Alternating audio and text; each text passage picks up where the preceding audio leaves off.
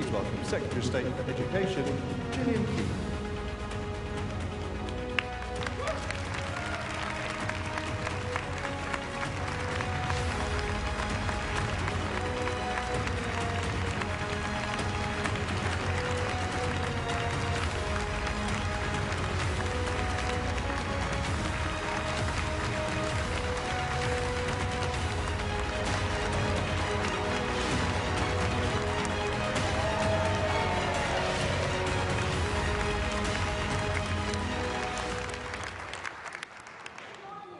Welcome to Silverstone. The first time I came here was as a young automotive apprentice, which seems like a long time ago. Well, in fact, it was a very long time ago. Even further back, 40 years ago, sat in a comprehensive school in Knowsley, I could never have dreamt that I would be here introducing the Conservative manifesto.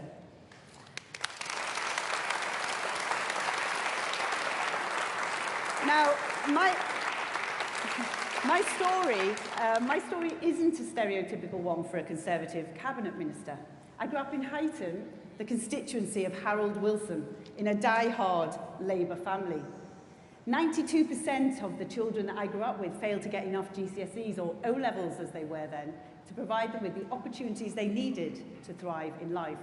And it didn't need to be this way. I knew that my classmates were as talented as anyone else I'd met in life, but their geography meant they were left behind. Now, I was lucky. I left school at 16 to do an apprenticeship, which led to my dream career in international business. And I believe that the bold action that we have taken since 2010 has helped to ensure that everyone can get the knowledge and the skills they need to fulfill their dreams. Now, we've had a clear plan, originally set out by Michael and built upon since, and that has led to 90% of our schools being good or outstanding, our children being the best readers in the Western world and 11th for maths. And with over 5.8 million apprenticeships delivered since 2010, you can now become a doctor, a lawyer, an accountant, or even a Secretary of State with an apprenticeship.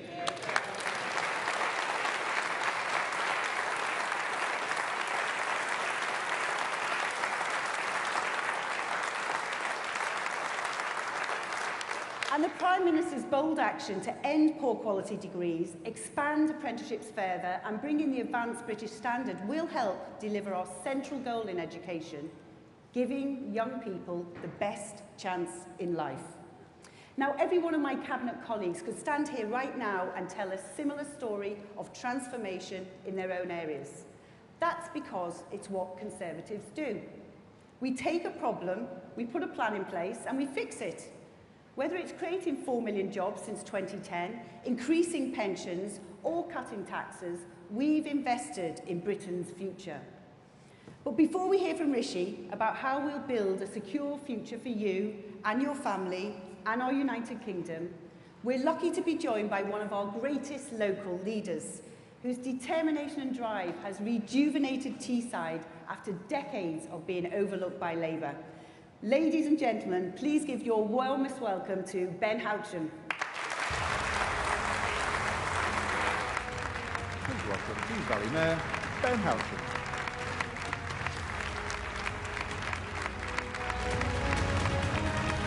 Thank you.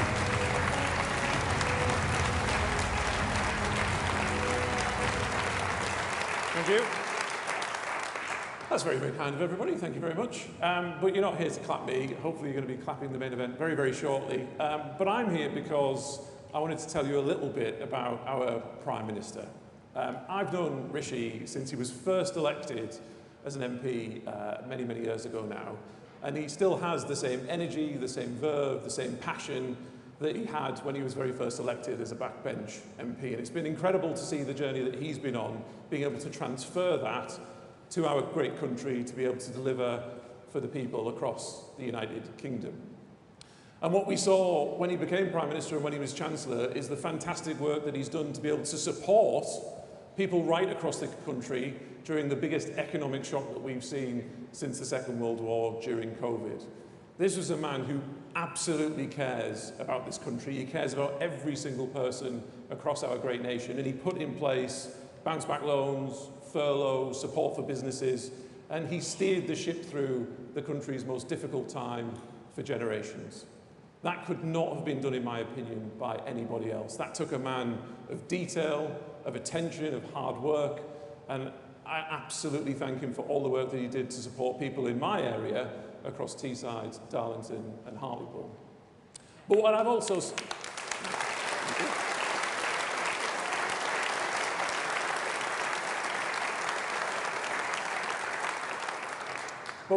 seen is a man who drives for more as well. He knows we've been through difficult times, he knows there's a lot more to do, and no better place have I seen that applied than in my area of the Tees Valley.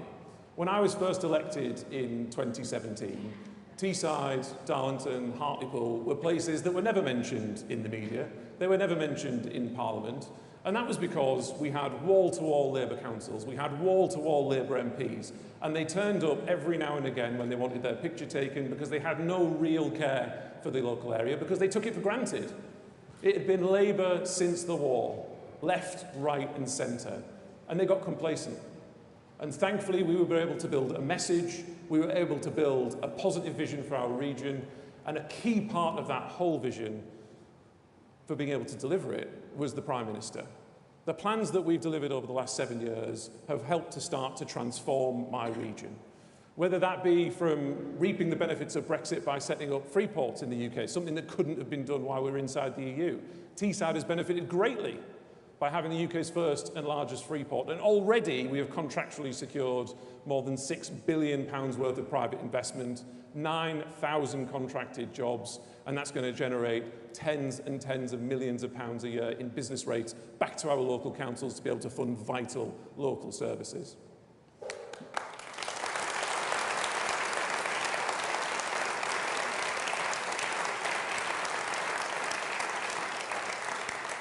Something that would not have been delivered under a Labour Party, in particular under Keir Starmer, who fought for a second referendum at every single opportunity, trying to ignore the will of the people.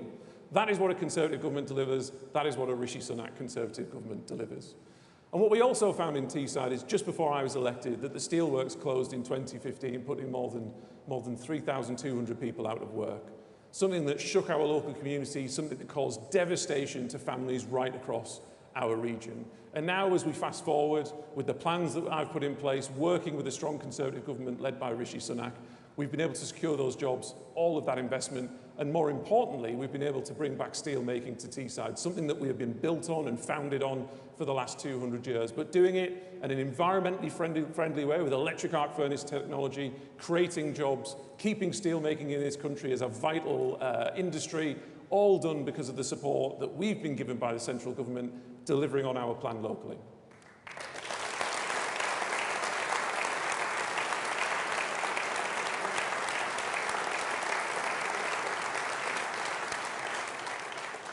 And this is a Conservative government that cares about manufacturing, it cares about the regions, because when you look at free ports, for instance, those free ports, not just in Teesside but across the country, are located in the bottom quarter percentile of local authority areas when it comes to levels of deprivation and poverty. That is free market policy, delivering for all four corners of our country, delivering real levelling up. But it doesn't stop there when it comes to Rishi's interventions in Teesside.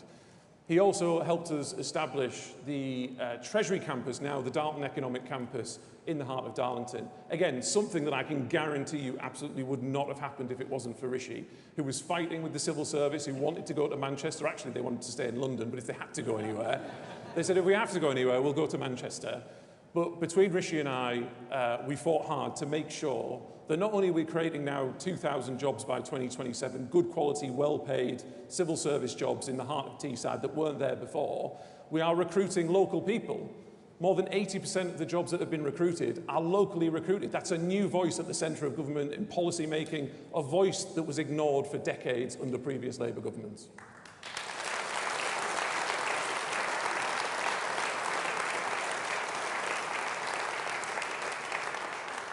And again, what was the alternative? Indeed, the Leader of the Opposition stood up in Parliament and actually said that bringing the Treasury and creating all of these jobs in Darlington, giving the regions a voice, wasn't levelling up, it was levelling down. It was giving up, that's what he said. That's what you will get with a Labour government. No aspiration, no positivity and no plan for our future. None whatsoever. And what's even more important when you contrast the clear plan that Rishi is going to be delivering to this country and has delivered in places like mine, you have a Labour Party that has no plan. It said it's not going to borrow more. It said it's not going to cut public services, yet it wants to borrow more than £38 billion over the next 4 years. But it won't tell you what taxes they're going to raise. We're going to raise taxes. He actually said that, I think, in the TV debate last week. We're going to raise some specific taxes, but he's taking the great British public for chumps. He thinks he can glide through this election pretending as if everything's going to be fine.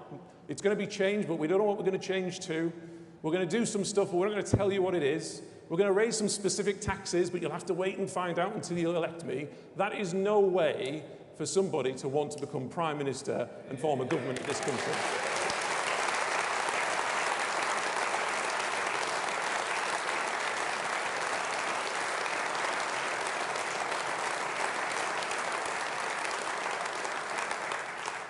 And so you'll be hearing very shortly from the Prime Minister, but you have the fact that this Prime Minister delivers. He delivered for people during the COVID crisis. He's delivered for people during the cost of living crisis over the last few years in relation to helping people manage people's energy bills. And he's delivered for places like Teesside. And so this manifesto is an extension of that. This is a further manifestation of how the Conservative government, led by Rishi Sunak, will transform and continue to improve the lives of people across our great nation for the next Parliament. This is a man who, when he puts a plan together, he goes into the detail, he delivers it, and he makes sure he delivers it. He doesn't stop halfway. This is a man, as I said, he works hard, he cares. I've never seen anybody as attentive and wanting to get things done as this Prime Minister. And this is the man that can deliver, because the alternative just doesn't bear thinking about. So please, back our Prime Minister.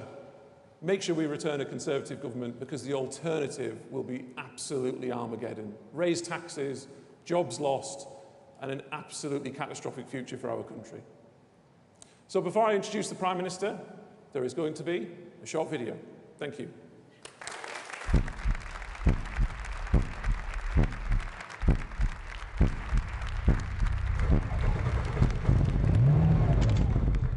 Clear plan. Bold action. Secure future.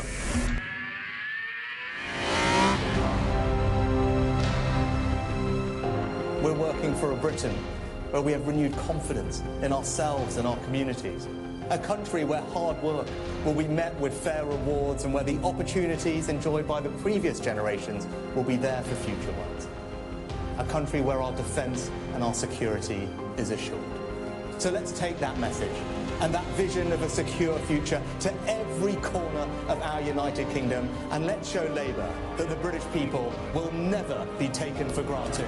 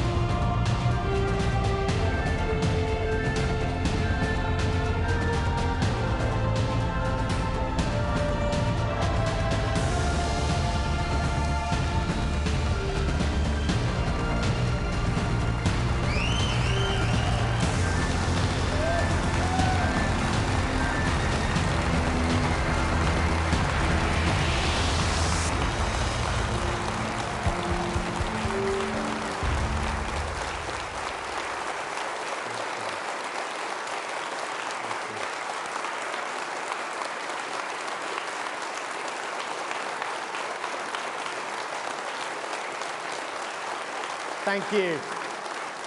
Thank you. Well, good morning, everyone. It's great to be with you all, and great to be here at Silverstone. Nowhere better, in fact, to mark the fact that our economy has truly turned a corner. Now, we're a month away from the Grand Prix here, and we can be confident about even more British success. 7 of the world's 10 leading Formula One teams are all based here. More Grand Prix cars are made in this country than anywhere else. And the UK has won more titles than any other nation. So Formula One is a great example of all our strengths coming together, our technological know-how, our innovative advanced manufacturing capability, and the skill of our workforce. 25,000 engineers and apprentices are involved in this industry. And Formula One isn't the only thing they do here at Silverstone. As nice as it would be for Brad Pitt to turn up at our manifesto launch, he's currently filming just outside with a brilliant British crew, one of the many UK-based productions taking place thanks to our support and tax cuts for the creative sector. So from the Northern Studios in Hartlepool to Pinewood to the coming Crown Studios in Sunderland, Britain is truly now the creative capital of Europe. So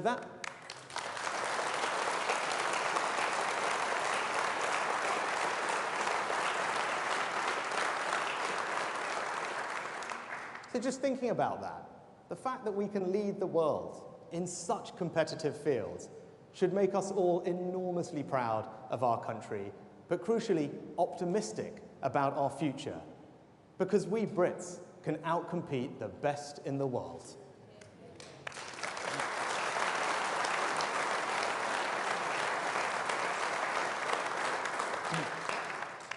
And what we Conservatives want is more British success stories, and that's what our manifesto will deliver. Now, the last few years have been some of the toughest our country has faced in decades. We were hit by COVID and then the spike in energy prices following Putin's invasion of Ukraine. But economic stability is now returning. Inflation back to normal. Real wages been rising for almost a year now, and the economy growing healthily again.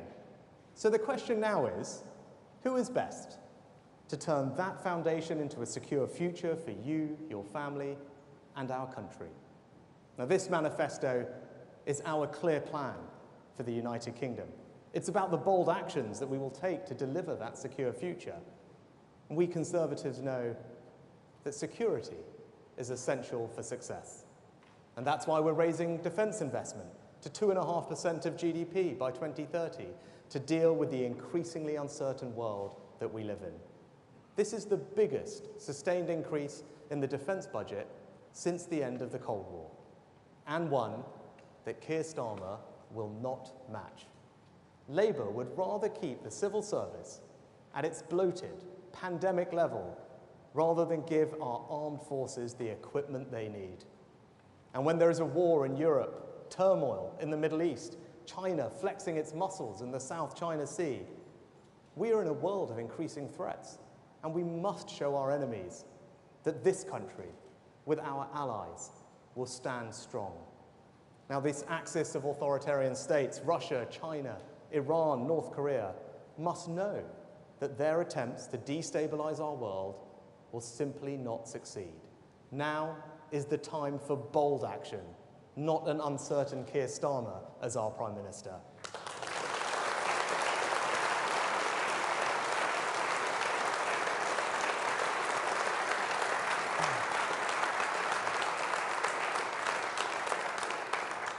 Now, our increase in defence investment will not only fire up our defence industrial base, creating good jobs here at home from Barrow to Lossiemouth, but allow us to stand up for our interests, deter our enemies, and defend our values. It's only we Conservatives, with our iron resolve, who can be trusted to keep Britain safe. Now, we need border security too. The confidence that it is your government that decides who comes to our country and not criminal gangs.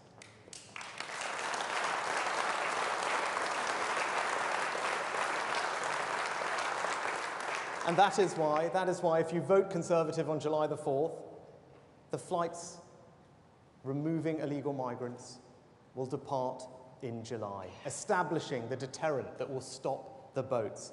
Because when people know that if they try to come here illegally, they won't get to stay, then they will stop coming.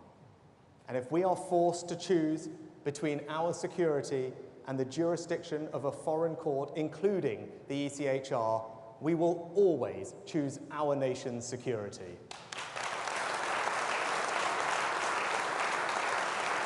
Now,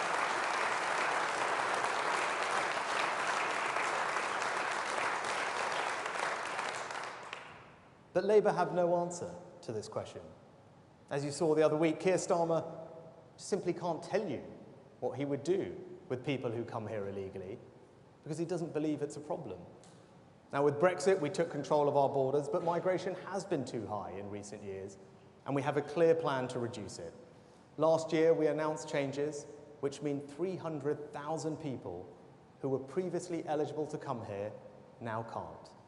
And we will introduce a migration cap that means Parliament, your elected representatives, will vote on how many people should be able to come here every year. Our plan is clear. We will halve migration as we have halved inflation and then reduce it every single year.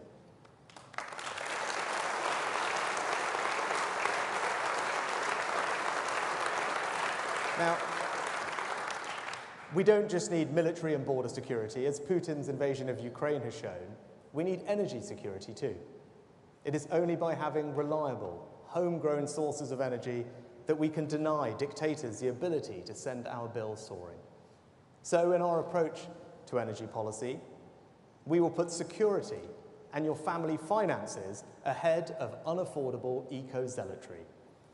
Unlike Labour, we don't believe that we will achieve energy security via a state-controlled energy company that doesn't in fact produce any energy. That will only increase costs. And as Penny put it well on Friday, there's only one thing that the GB in Starmer and Miliband's GB Energy stands for, and that's giant bills.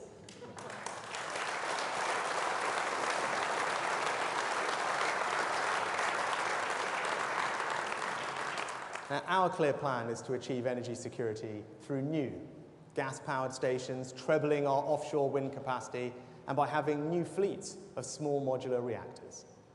These will make the UK a net exporter of electricity, giving us greater energy independence and security from the aggressive actions of dictators. And let me just reiterate that. With our plan, we will produce enough electricity to both meet our domestic needs and export to our neighbours. Look at that, a clear, conservative plan, not only generating security, but also prosperity for our country.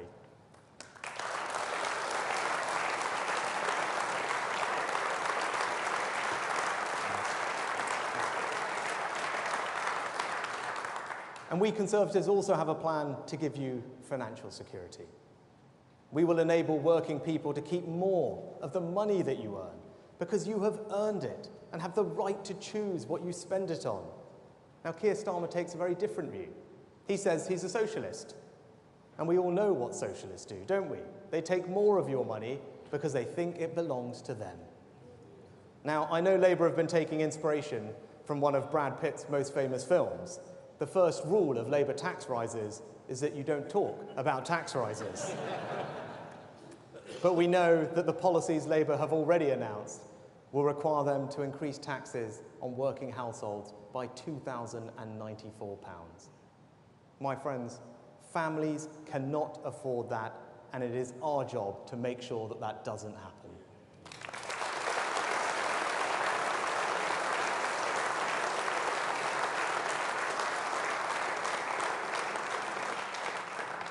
Now, I had to take difficult decisions because of COVID, but now we are cutting taxes for workers, for parents and pensioners. And we are the party of Margaret Thatcher and Nigel Lawson, a party, unlike Labour, that believes in sound money. So today's plans, and you would expect nothing less from Jeremy and me, are fully funded. We will pay for permanent reductions in taxation by controlling the unsustainable rise in working-age welfare that has taken off since the pandemic. In this party, we believe that it is morally right that those who can work do work, and that hard work is rewarded with people being able to keep more of their own money. So we will ensure that we have lower welfare so that we can deliver lower taxes.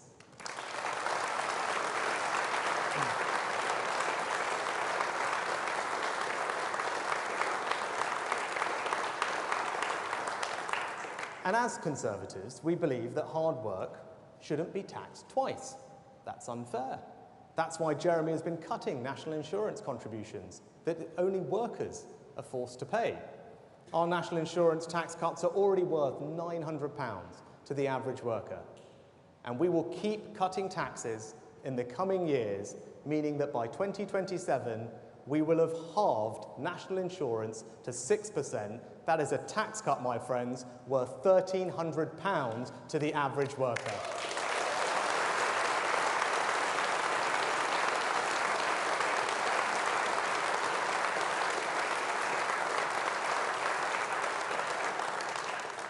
Making more progress towards our long-term ambition to abolish the double taxation on work when it is economically responsible to do so.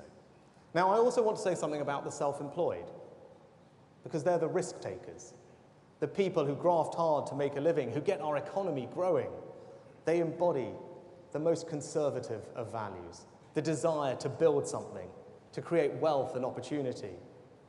But setting up on your own means you don't have the same security that those on payroll do. So it must be worth taking that risk. We need to make it worth taking that risk. And that means that their taxes must be cut. So, in the next Parliament, we will scrap entirely the main rate of self-employed national insurance.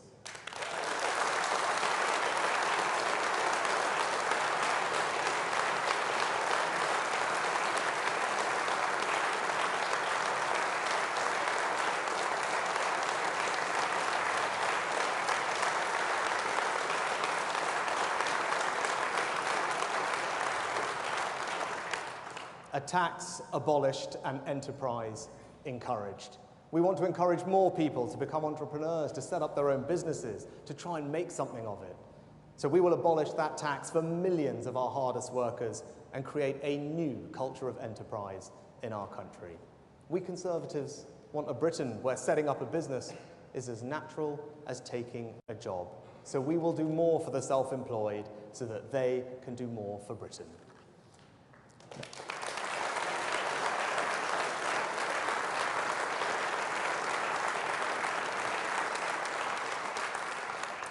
Now, security also means a security of knowing that you will have dignity in retirement. So we will also cut tax for pensioners with the new Triple Lock Plus, ensuring that the state pension is never dragged into income tax. Labour, by contrast, would introduce a retirement tax, meaning that for those who rely entirely on the new state pension, they would be caught by income tax for the first time in our country's history. And we know Labour's record. From the 75p state pension increase to Gordon Brown's £118 billion tax raid on private pensions, it is clear your pension simply isn't safe with the Labour Party.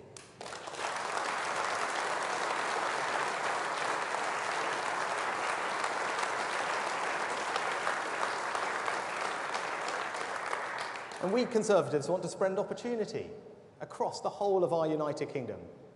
We don't want you to leave the place that you call home to succeed. And ultimately, that is a test of levelling up. So we will give our young people the skills and opportunities they need to succeed in today's world. We won't cling to outdated ideas, such as the belief that the only route to success is through university. So we will curb funding to rip off degrees and use it to fund 100,000 new high-quality apprenticeships.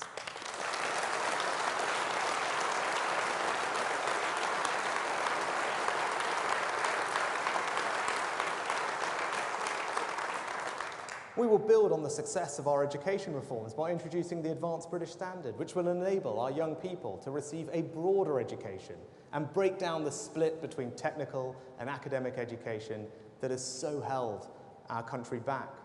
We'll invest in a new form of national service to give our young people the chance to enjoy new experiences, learn new skills, and feel a sense of community, belonging, and national purpose.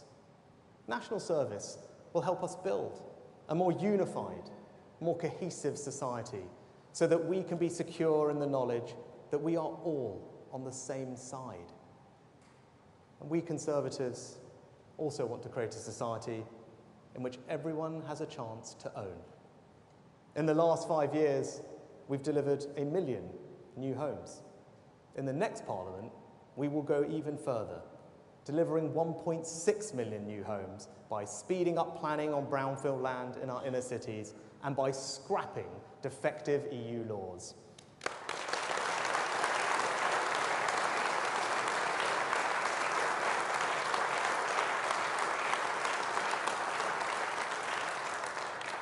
And we will go further, because we Conservatives believe in tax cuts. So, for young families, for the first-time buyers purchasing a home up to £425,000, we will abolish stamp duty entirely.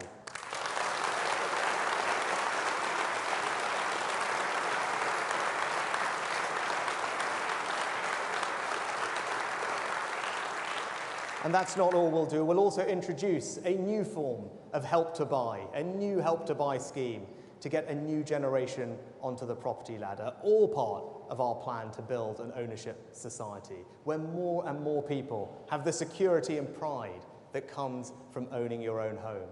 From Macmillan to Thatcher to today, it is we Conservatives who are the party of the property-owning democracy in this country.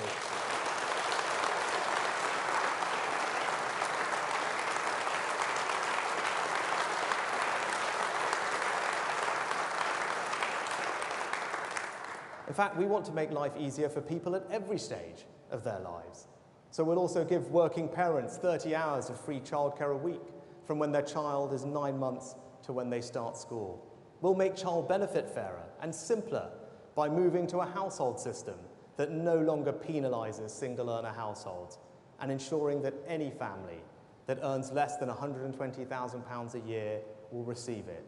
That tax cut is worth, on average, £1,500 to 700,000 families, showing, once again, it is we Conservatives that are the party of the family, and we will always champion them.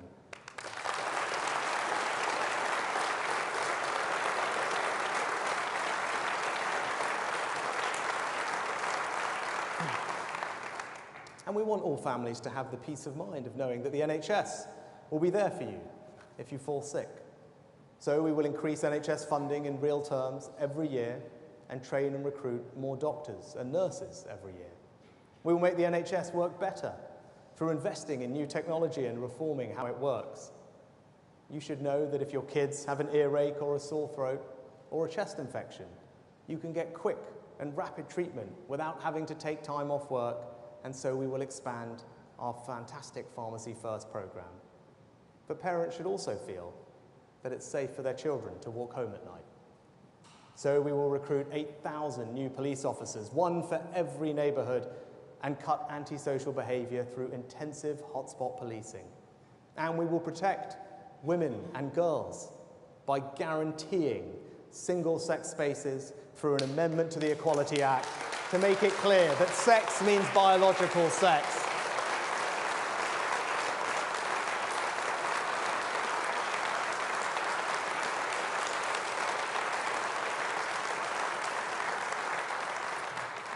Now, Labour like to talk the country down. They want to pretend that everything would be great if they had never left office and pretend that somehow we have not achieved anything. But that's just simply not right. Remember the note that said there's no money left? When Labour left office in 2010, unemployment was higher than when they came into government. Public and private debt was accumulating, the banking system was broken, the deficit was ballooning, and even Labour accepted that after years of spending, significant cuts in public expenditure were required. They went into the 2010 election admitting they would have to make cuts. Labour left Britain on the brink of bankruptcy.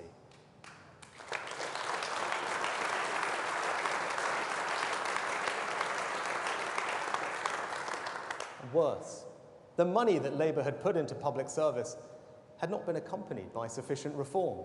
Labour's welfare system was more about disguising how many people were out of work than actually getting people back into employment. And for all the money that Labour had put into education, our schools were falling down international league tables. And almost half of Labour's increase in the NHS budget had been swallowed up by higher pay and more bureaucracy. And despite that awful inheritance, we've delivered the third highest rate of economic growth in the G7, created 4 million jobs, 800 a day. With Kemi using our Brexit freedoms to open up new markets, we have now overtaken France, the Netherlands and Japan to become the 4th biggest exporter in the world.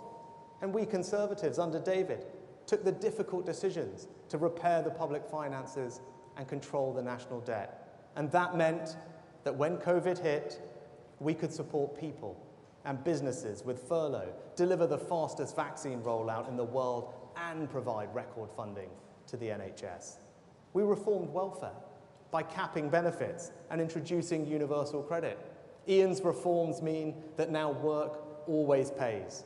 We've reduced absolute poverty. We've reduced child poverty. We've reduced pensioner poverty.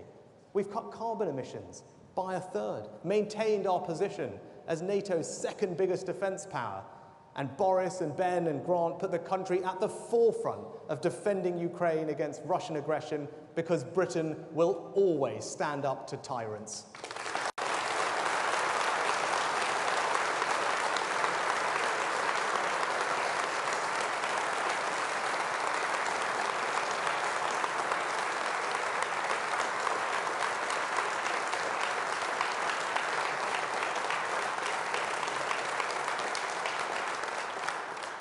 We've halved violent and neighbourhood crime, thanks to the work of Home Secretaries from Theresa to Priti to James, and improved standards in our schools. Thanks to Michael's reforms and a generation of inspiring teachers, English school children are not just the best readers in the United Kingdom, they're the best in the Western world.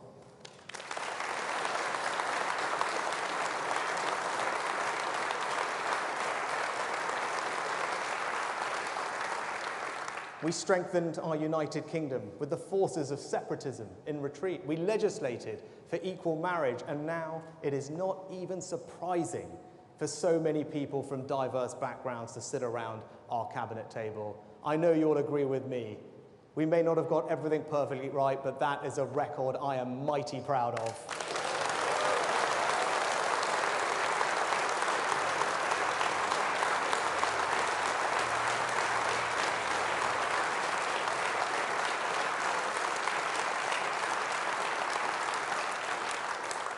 Now, this country has a proud past and a bright future, and I believe in that innate confidence in ourselves that has always run through our island story. And just as we're proud of all that we created, invented and discovered in our past, so we can be confident and optimistic about what we will achieve in our future. But I'm not blind to the fact that people are frustrated with our party and frustrated with me. Things have not always been easy, and we have not got everything right. But we are the only party in this election with the big ideas to make our country a better place to live.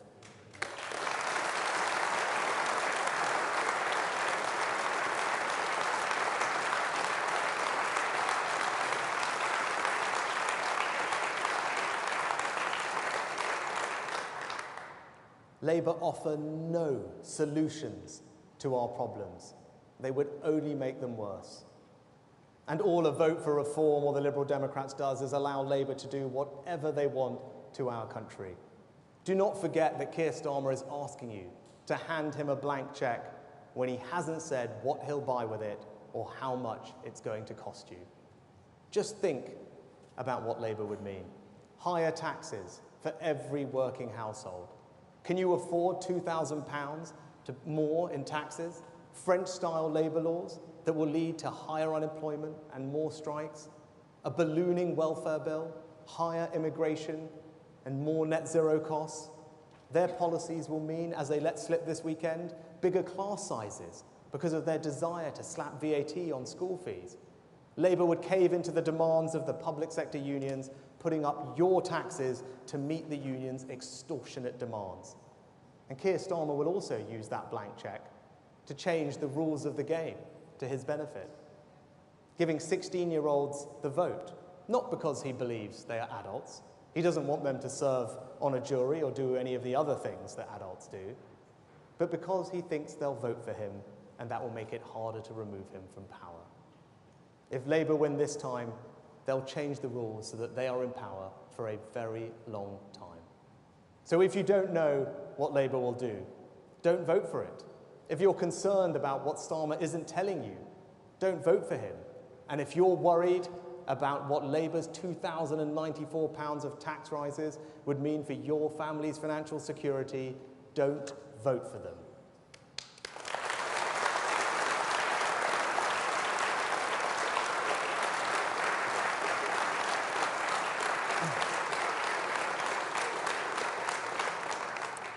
In conclusion, let me say this.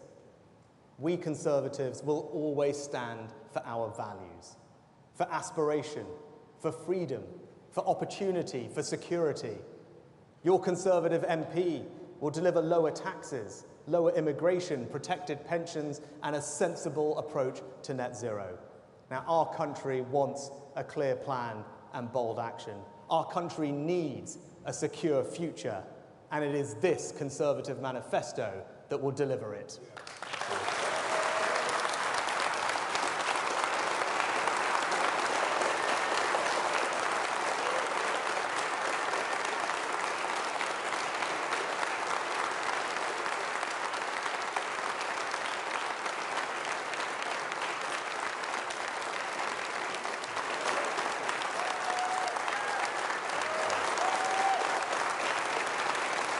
Thank you.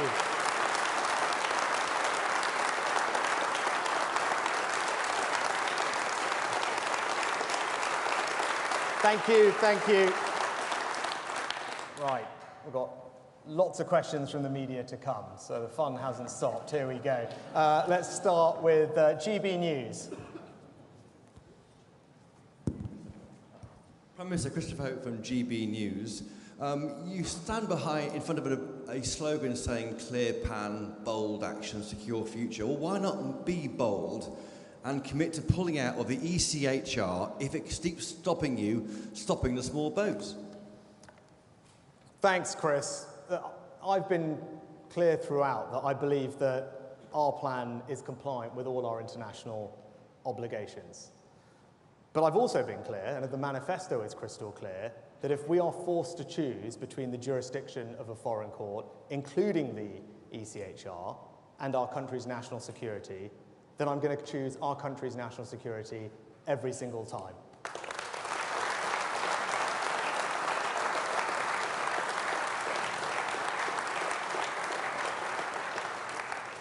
Next, we go to the FT.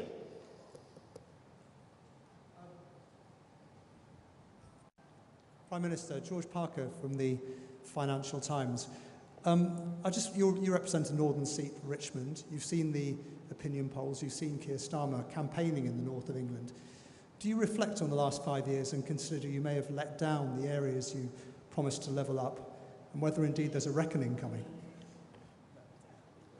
George, I don't know if you were here before, but I don't know if you heard the speech from the Conservative Mayor of Teesside, who was right here.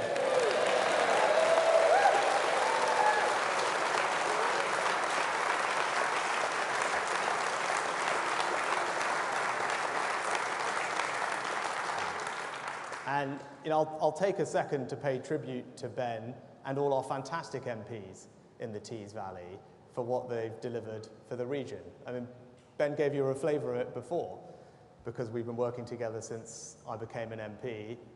You talk about the north, Teesside was an area that Labour neglected for decades, took it completely for granted. And it was Ben and our MPs and councillors that transformed the region. And I was fortunate to be able to work with them to help do that. But if you go around Teesside now, every high street and town centre, Eaglescliffe, Yarm, Stockton, Darlington, Hartlepool is getting investment from our various levelling up funds. The new Brexit-enabled Freeport is creating unbelievable high-quality jobs in the industries of the future. The Treasury campus is in Darlington, and as Ben said, it's one thing for Treasury campus to be in the north, but it's not in Newcastle, it's not in Manchester, it's not in Leeds, it's in Darlington, because towns matter, which is why we're also backing 130 towns across the country, including in the north, with £20 million each, so local people can invest in their priorities. But more than any of that, what Ben and the team have done, what the Conservatives have done, is give everyone in Teesside a sense of confidence and optimism about their futures.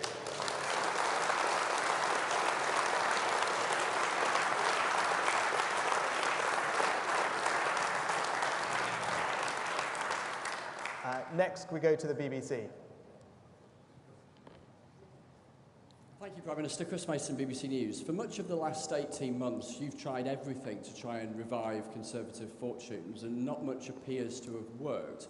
Could we rename this document today your Last Chance Saloon? What do you think is in this that can shift things that perhaps haven't shifted up until now? Thank you. Well, Chris, I've been very clear when I got this job. We'd been through a very difficult time as a country. But thanks to the hard work and resilience of the British people and the actions of the government, we have truly turned a corner. Inflation back to normal, the economy growing, wages rising, energy bills falling. And that's why this election is right to talk about the future. The future that we want to deliver for our country is one where, above all, families will have financial security because their taxes are being cut. Look at what this manifesto contains. A tax cut for everyone in work as we halve the rate of national insurance. A tax cut for the self-employed, abolishing the rate of self-employed national insurance in the next Parliament. A tax cut for pensioners, protecting the state pension from paying Labour's retirement tax in the next Parliament because we believe in a country where you have dignity in retirement. A tax cut for parents because we want to support working families, making sure that they get support with their children's costs, and a tax cut for all young aspiring homeowners as we abolish first-time buyer stamp duty up to £425,000. That is bold action from this Conservative government, this Conservative party to deliver a more secure future. But it doesn't just stop with our tax-cutting agenda.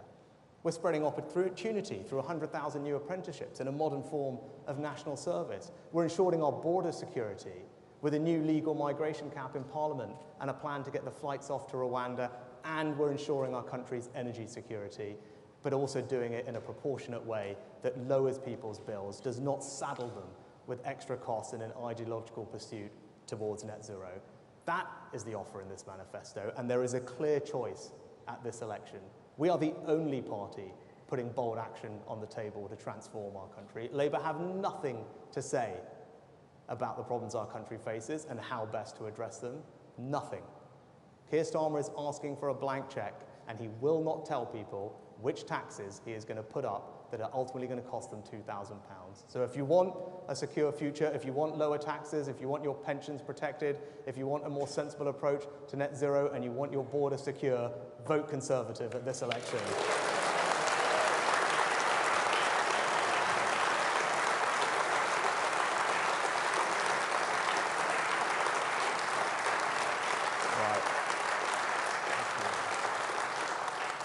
Next, Times Radio. Kay McCann, Times Radio. Prime Minister, Times Radio listeners often tell us that they're fed up that nothing works. They care a lot about the services they use every day. But there is nothing in this manifesto about the billions of pounds of cuts to local councils, to justice, to prisons that are coming down the track in the years ahead. What is your plan to prevent those billions of pounds of cuts? Thank you. Well, under our plans, Kate, investment in day-to-day public services will continue to rise in the new Parliament. It will continue to rise ahead of inflation. But I also think it is reasonable to look for efficiencies in the public sector. And what we've seen is that public sector productivity since the pandemic has declined. It's declined quite significantly. Now, as the Chancellor set out a little while ago, if we just recover those levels of efficiency that we had a few years ago, so nothing heroic, nothing that we haven't done before, that will free up £20 billion. Right? £20 billion that could be reinvested in public services on everyone's behalf without raising a penny of their taxes. So I think that's the right priority.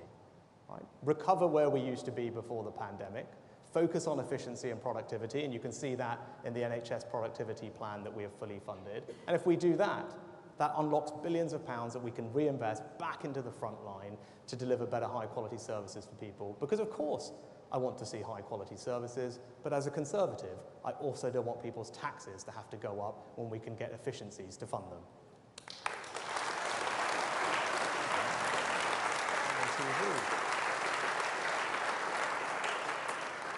ITV. Prime Minister, Tories in government since 2010 have been pushing up the tax burden, the share of national income taken by tax, to levels we haven't seen since the late 1940s. Why should anyone believe you when you say you're going to cut tax? Well, simply, Robert, because we already have.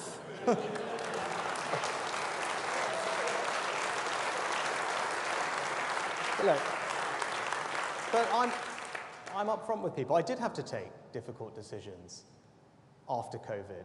That was the right thing to do. Because when I was Chancellor, I thought the right thing to do was to support our country through COVID. Whether it was supporting the NHS, whether it was a furlough scheme. And when the energy crisis in Europe hit, the right thing to do was to help everyone with their energy bills. Those things don't come for free, and I think everyone watching knows that those things don't come for free. And you don't build our country's long-term financial security by shying away from difficult decisions like that. That's not the type of leader I am. So I did make those difficult decisions. But now that our plan has worked, inflation is down, wages are rising, the economy's growing, we have started cutting people's taxes. This year, everyone in work is getting a £900 tax cut on average, thanks to what Jeremy has done. And we're cutting taxes for businesses, making this the most attractive country in the world for businesses to invest. Something that hundreds of our leading businesses describe as the single most transformational thing that we could do for growth and productivity in our country. Delivered it. So yes, people can trust me when I say we're going to keep cutting their taxes. One, because we've set out a very clear plan to pay for it, because I think the welfare bill is growing at just to reverse some of the damage that COVID has done to free up an enormous amount of savings that we can reinvest in tax cuts, but also because that's the type of country I believe in. And that's why people can trust me. I believe in a country where hard work is rewarded. That's why I want to cut people's tax when they're working hard. I believe in a country that encourages entrepreneurship and risk-taking and small businesses, which is why I want to cut taxes for the self-employed. I believe everyone should have the ability to own their own home. So I want to cut taxes on stamp duty. I believe if you worked hard all your life, you should have dignity and security in retirement, which is why we want to cut taxes for pensioners. And there is nothing more precious in life than my family. And I'm sure that's the same for everyone in this room, which is why we want to support families and we want to cut tax for them too. That's why you can trust me.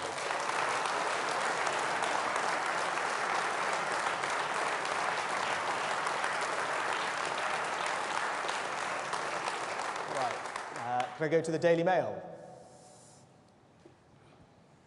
Thanks, PM. Jason Gross from the Daily Mail.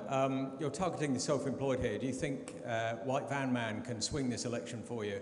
And on the wider picture, there's a lot to say in here about tax, but unless I've missed it, nothing about the overall burden. Can you today guarantee us that if you get in, overall taxes will be lower by the time you've finished? Yeah. Jason, because of the measures that are announced in the manifesto, and you can see the document afterwards, the tax burden will be about 1 percentage point lower in every single year compared to the forecast that you saw at the spring budget a couple of months ago that Jeremy outlined. And you talked about a particular group. I do think there is something that is special about those who are self-employed. Now, I come from a small business family myself, but those people who are setting out on their own, taking that risk, do something that's incredibly brave, right? And our economy is built on people like that. They don't have the security of knowing that the paycheck's coming at the end of every month. They're out there working incredibly hard to provide a better life for them and their families, hoping that they can start like that and grow something bigger. And I think that is enormously brave. And they deserve all our admiration, but they also deserve our support. And that's why we want to take the bold action to abolish the main rate of self-employment national insurance in the next Parliament, demonstrating not just that we want people to have financial security, but demonstrating our values and the type of economy and society that we want to build.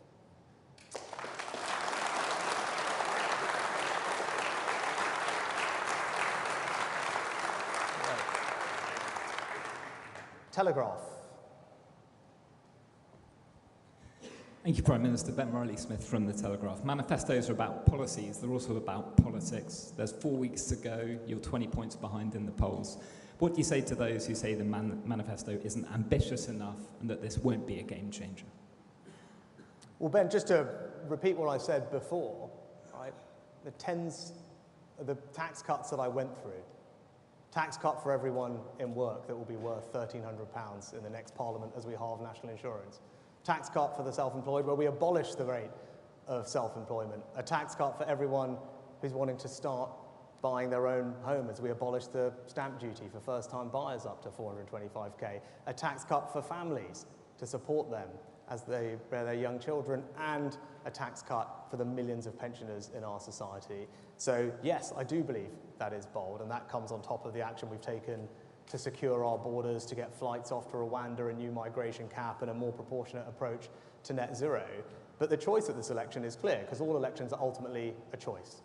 Either Keir Starmer or I are going to be Prime Minister on July the 5th. If I'm Prime Minister, you will have this bold action. All you've got from the Labour Party is a blank sheet of paper. Not a single big idea that has been put on the table in this election campaign so far.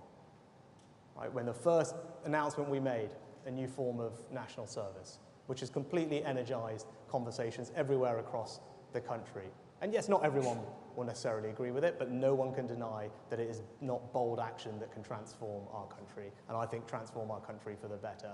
Nothing comparable to that from the Labour Party. So as people think about the choice, yes, of course, there are challenges we face as a country, but they should ask themselves, who has the solutions to those? Who is going to do things that are going to actually deliver the change that you want to see? The only thing that is certain about Keir Starmer and the Labour Party is that they're going to put up everyone's taxes, and they're going to put them up by £2,000, and I'm going to fight very hard to the last day of this election campaign so that that doesn't happen.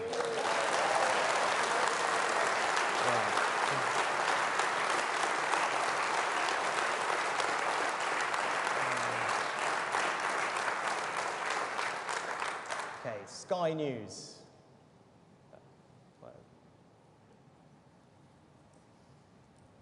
Thank you, Prime Minister. Central sell to voters from you is, I will cut your taxes.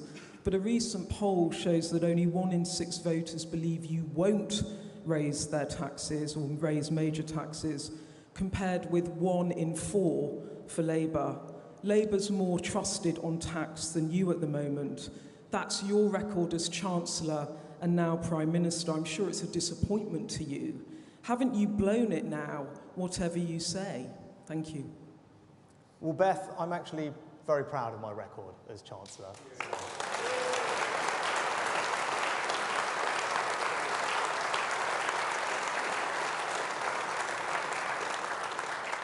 Because when I'd had that job 3-4 weeks and a pandemic struck this country, I saw that it was right to do something radical, to do something bold, because that was what was required to help get the country through it, and we delivered on that.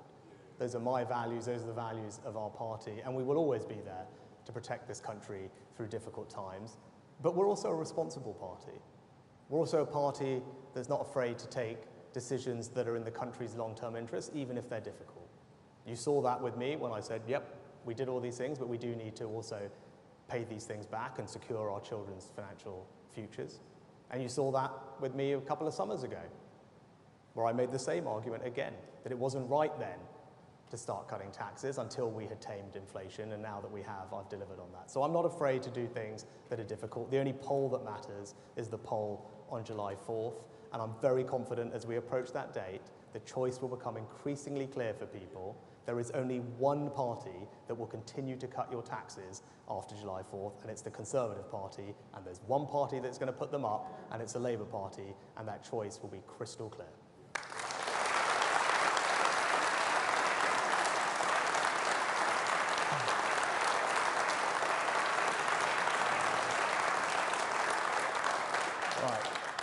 The Sun. Thank you, Prime Minister. Harry Cole from The Sun. Your manifesto here says that you'll process tens of thousands of outstanding asylum claims within 6 months.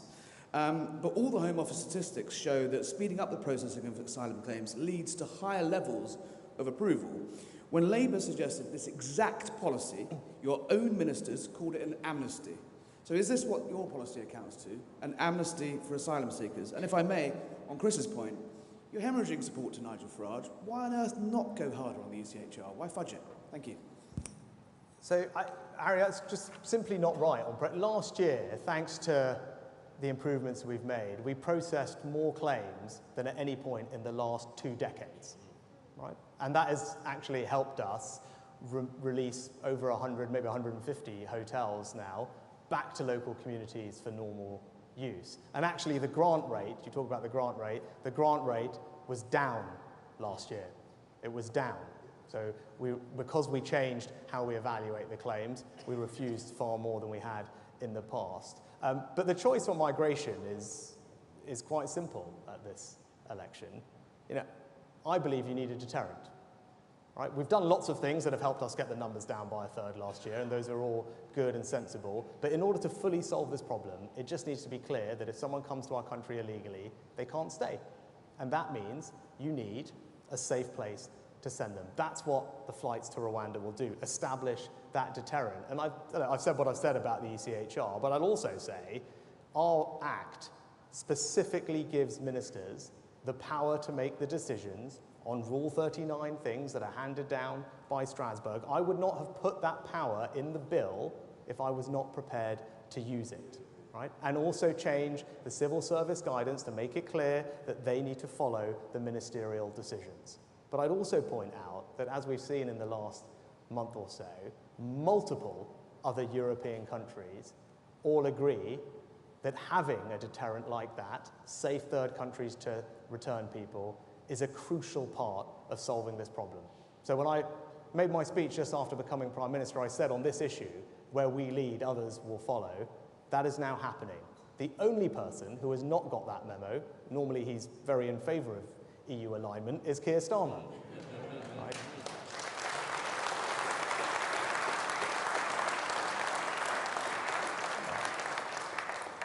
Right, could go to the Express. Thanks, Prime Minister. Steph Spiro from the Daily Express. The manifesto promises a regular rhythm of flights to Rwanda every month as part of a relentless process to remove illegal migrants. Can you put a figure on the number of flights you expect to take off every month, or a number of people, please? No, Steph, we've deliberately not, because we don't want to compromise operational security, but I've been very clear that it's not just about one flight. You do need a regular rhythm of flights because you need to build that deterrent. And what I can tell you is that the airfield is on standby. Illegal migrants have already been detained. Escorts have been trained. The flights have been booked. The caseworkers are already working through it. So all the plans are in place so that if I'm re-elected as Prime Minister, if we are in government, those flights will go to Rwanda and we can build that deterrent. And that's a choice for everyone at this election. If you want the boat stopped, there is no way to do that without having a deterrent. Ours is the only plan on the table. And as I asked Keir Starmer repeatedly the other night, what would you do with the migrants that come here illegally? There simply wasn't an answer. Right? Just saying smash the gangs is not a plan. A slogan is not a plan. Right? You need to have something to do with illegal migrants. We've got a plan, he doesn't, and that means the situation will just get worse.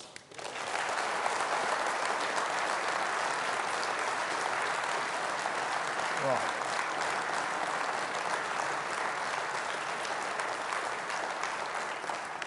And I think lastly we have, is it a local democracy reporter? Hi, sorry, Nadia? I think I've sat on the wrong side. Yeah.